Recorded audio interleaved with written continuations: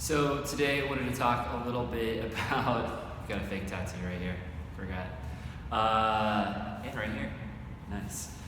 I wanted to talk a little bit about the concept of good versus bad when we think of good foods versus bad foods.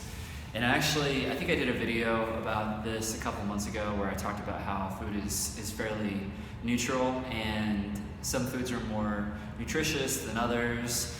And a lot of times with my clients, I'm trying to get them away from the concept of good food versus bad food, because when you have inherently bad food, that means whenever you consume those foods, you're going to feel guilty or shame. And we don't want to associate guilt or shame with eating, okay? So, or feel guilty and shame when we're consuming food, because food is neutral. So the other element to this that I wanted to share is when you think of good versus bad, it takes calorie deficit out of that picture completely. That no longer becomes contextually important, and it's always contextually important, especially if the goal is to lose fat. So what I mean is, if somebody says like, well, I can't have this particular food, or I can't have this dessert because it's bad, then it negates the addition, subtraction of calories in general, because then it just becomes blanket bad, blanket good.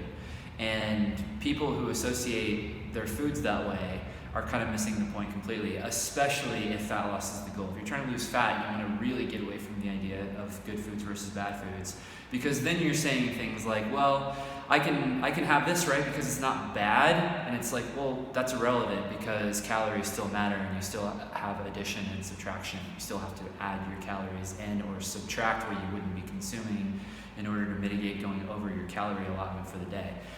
If you think of it in terms of that, then you can actually be a lot more flexible. You can fit in foods that might otherwise be deemed bad by certain individuals.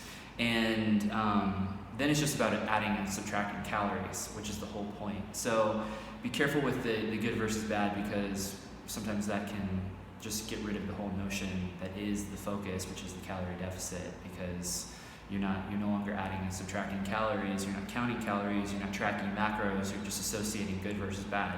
You can have a ton of good food and go over your calorie allotment. You can gain weight eating good food. So, throwing up a lot of air quotations. But the point is, what I'm trying to make is, get away from good versus bad food, because it may be really stalling your progress, because it's not allowing you to eat things, okay? Talk to you guys tomorrow.